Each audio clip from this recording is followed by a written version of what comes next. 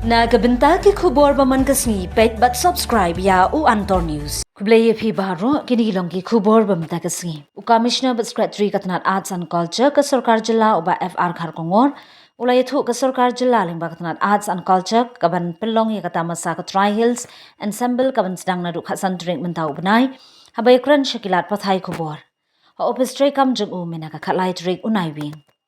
Kani ka Tamasa Tri Hills ensemble ka wanlam ya ka jingpin inam yaki jingrus pa ki jait benri rilum kari India khamtam hajalla uba FR Kharkongor uyathu kani ka Tamasa banyet yaki egi belaja bat bom yo issue menta la ha ka jinglong Khynnah khulung ya ka bom yo issue ya ka ialehkai kum kakta Khyndew ne ialehkai ki Khynnah por jinglong khulung menshwa yathu uba FR Kharkongor Shushu uba Commissioner yathu ka porjuk mobile baki social media menta ki khulung kimyo e ka jinglong Khynnah ban ialehkai Khyndew ban yaktat baki kimiki pa kim kwa ashu ki khun ban jabo jan ki kwa tang ye ka jingkhun henry kim te pat ki du pat ya ka jingkon jingkya ya gani ka Tamasa ki pat rilum on baiting ka da katnat tribal ministry ka sarkar India kamang Sohphlang tingka AA yathu Commissioner and Secretary Katnat Arts and Culture ka Sarkar Jilla uba FR Kharkongor batla yathu bai kani ka Tamasa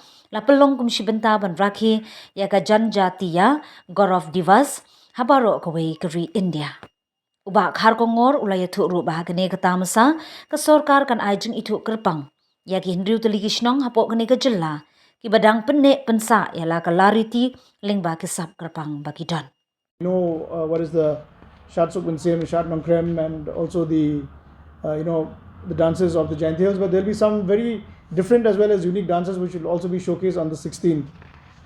This program is being done in coordination with the Shankardev College, and the main marquee event I'll come to is called the Tri Hills Ensemble 2. So last year we had the Tri Hills Ensemble 1. Why we're calling it Tri Hills basically is to represent the three hills of Khasi Jaintia as well as Garo, and Tri also plays on the word tribal, so it's called Tri Hills. So this is the Tri Hills Ensemble 2. So last year we had started it with the support of the Ministry of Tribal Affairs. This year again we are having it, and it will be one of the key festivals of the Arts and Culture department. We know that tourism department has got cherry blossom, but from arts and culture point of view, we are planning to make Tri Hills into an annual affair. It started off last year, and this is the second edition. So this particular festival is basically anchored on two themes. One is rooted in nature and connected to culture, and basically it aims to showcase on craft, cuisine as well as culture of the three hills, and it is an endeavor to sort of connect with the past and to bridge between the modern generation and the previous generation, to reawaken and to revive, as well as to educate and as well as to celebrate our local our culture. So there is a feeling, of course, many a time that the legacy of the past is a whispered legacy, but we hope that this 2-day festival will unearth, it will unfold many hidden dances and songs which were only confined to the villages so far, but now we are bringing them onto the state capital, so that we give more exposure and more focus and more spotlight on these hidden dances, hidden songs. In this festival, the Honorable Chief Minister will be the chief guest, and our Arts and Culture Minister will be the guest of honor, and it will be a 2-day event on 24th and on the 25th. And as I just mentioned, the main endeavor is to bring to the fore all the hidden gems of our state in terms of folk dances, folklore, folk songs, games, dresses, cuisine, food, and also handicraft practices. In fact, Nambi Marak, who's doing very well as the tribal chef, will also be there for this program, and hopefully inspire a love for our own indigenous cuisine. And also basically we want to highlight areas and things which were not really in the focus all the time, and we want to make it truly authentic as well as indigenous. Apart from that, there are a lot of very interesting dances and artistic showcases which were only restricted to the villages, as I said in the beginning, and which we hope to bring to the fore. For example, some very unique dances like cry of Wakhen, then also there's Jabulo of Riboy, plus some other very interesting performances as well as songs and folklore from the Garo Hills will also be showcased. So basically, and we also have another 5 or 6 villages which will be branded as arts and craft villages, which in continuation to the villages that we selected last year, we are also bringing to the fore. For example, Khyndew, which is known for traditional metal craft, and they are very skilled in the age-old craft of making bows and arrows as well as metal and feathers, and also it's known for its locks, which are very unique and priceless. So Khyndew is very known for its traditional metal craft. Then Musto, of course, for its for the Khynneh embroidery. In the Department of Textiles, we had already branded the Silk Village, which is known as the as the Umden Silk Village. So from arts and culture also, we are planning to give visibility to these villages which are keeping our heritage alive, which are keeping our traditions and our heritage alive. So Musto is the other village. Then Yalong, which is the heartbeat of Jaintia culture, with the unique dances like the No Sakriyat, and also is the center of the traditional religions and very vibrant bedding club, as well as many interesting cultural practices are there. So we want culture to be seen, to be visible, to be felt. We want the entire festival to be a kind of an immersive experience, not only something which will be common, but something which will truly bring culture on a visible and which is an experiential platform. So, and many young people probably would not have exposed had they not visited the various villages. Revolve around very meticulous thread count and very artful needlework. So this is Musto, which is the which is the village which is known for reviving this lost Khyndew embroidery. Next is Yalong, which is a small village, but it is the heartbeat of Jaintia culture. They have a very beautiful. It is very beautifully located on the banks of the river Khyndew, and also it is home to a sacred grove, and it also has very vibrant bedding club as well as Shatsukra ceremonies, and one very unique dance called No Sakriyat dance, which is like the dance of the flying angels. It's like a delicate dance, which is very different and which is extremely culturally significant. And next is of course Babadam, which is famous for its cuisine, for its rice wine. Very rare species of rice grows there, so that's why they're able to make some very different rice wine there. It's a very tasty beverage, and they also make rice cakes, and also it is dotted with folk literature, and it's also a gateway and a portal to the rich Garo traditions. Then Wakhen, which we recognized last year for another thing. Last year Wakhen was recognized for its Sengiti traditional music, but this time we are also recognizing it for its Thain Sariya, because Wakhen is an artisanal treasure. So it's also known as Thain Yarong. Textile heritage, it is something very unique. So these are the second. So these are the second lot of villages which are being recognized this year. Last year, of course, as I mentioned, there is Amendagare, which you want to add something? Yeah, I think Dicky, who is the director of Arts and Culture, will also add to it. Amanda Ramsagre is famous for scouting and other activities. That is why that has been selected last year. And then we have Larnai, which is the home of the black clay pottery in Jaintia Hills. And this pottery is very unique because they use the clay from the rich Sung Valley, and and they don't use a potter's wheel. They fashion there's very unique pottery with their hands, and also they are very famous for making this hyoranai, which is the traditional pot used for making putharo and all those things, and it's entirely women driven. And then we have Pahambir, which is in Ribhoi district, which was recognized last year. This is we call it as the abode of folklore, because they are very different in their cuisine, in the way they use bamboo to cook many different types of cuisine. Then they also use leaves as musical instruments. Then they also they make bamboo toys, cane toys. So a lot of interesting craft work happens there. Then Wakhen I already mentioned to you. Last year we recognized it for its music. This year for its unique textile heritage. And then we also recognize Mairang as an art district in itself, because Mairang is an area that has a profusion of various artists in terms of woodwork, sculpture, painting. In fact, a large number of their young boys and girls are even studying in Shantiniketan. So that artistic mindset is very much embedded in their DNA. So these were the villages which were recognized last year, and the fresh list I just shared with Craft Corporation, which is under DONA, for what is known as QR coding. QR coding. There'll be these artificial games, and also cuisine, as I mentioned. Sohphlang will also be part.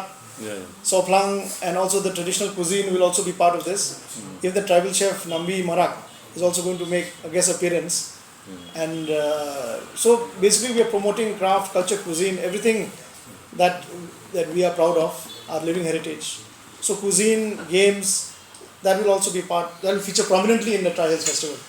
The Tri Hills Festival is not only about music and dance, but it's also about cuisine largely, and also tribal market is also a very big part, where they will showcase ethnic cuisine and also many dishes which are from areas which we have never, which many of the city people have not been to.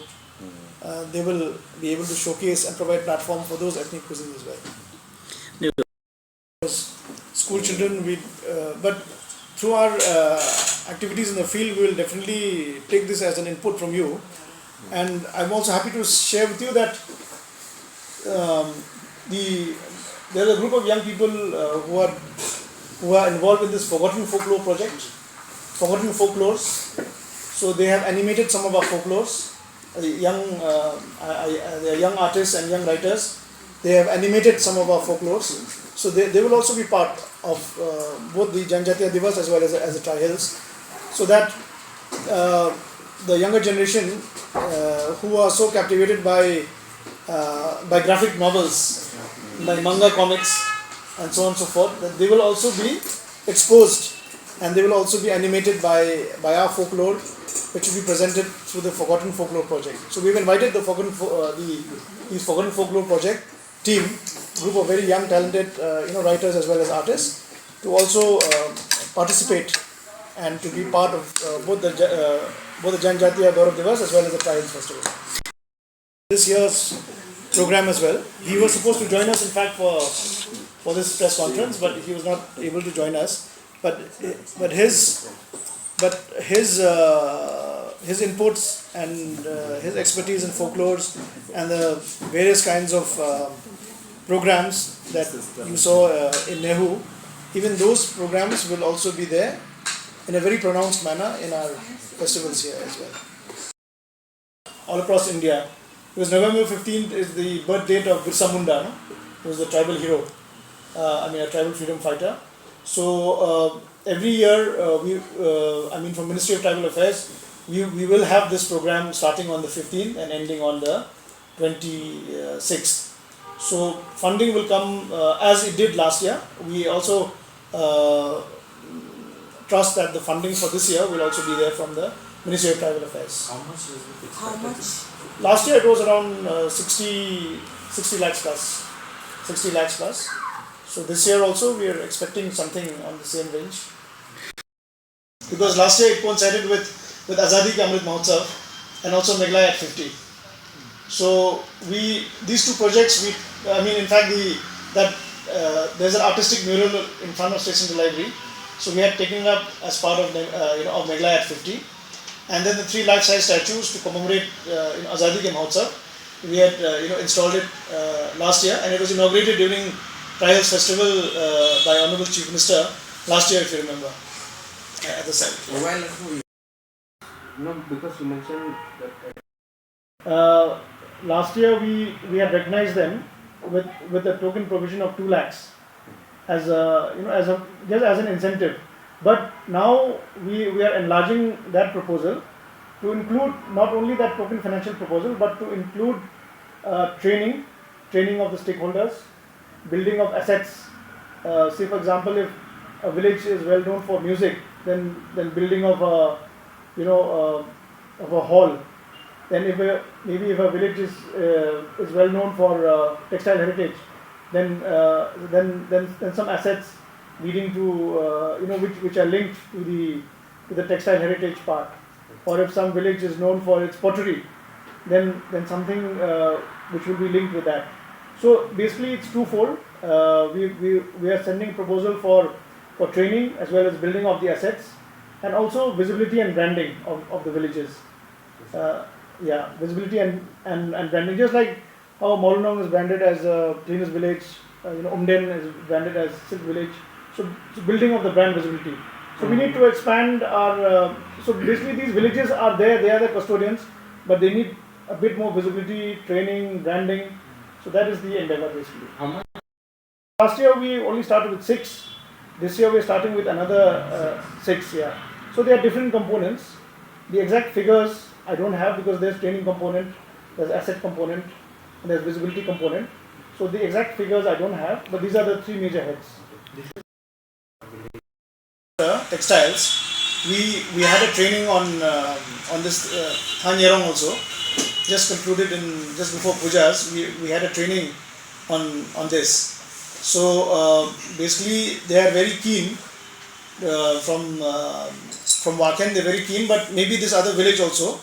I'm not aware of this village, but if they are also continuing with the same legacy, then of course we will also adopt them. To participate in the Pineapple Festival in Delhi also, in Delhi, so they were the ones who came and showcased all these things. From our records in arts and culture, it was Waken. And Waken, there was a corner of Waken and women were very active in this.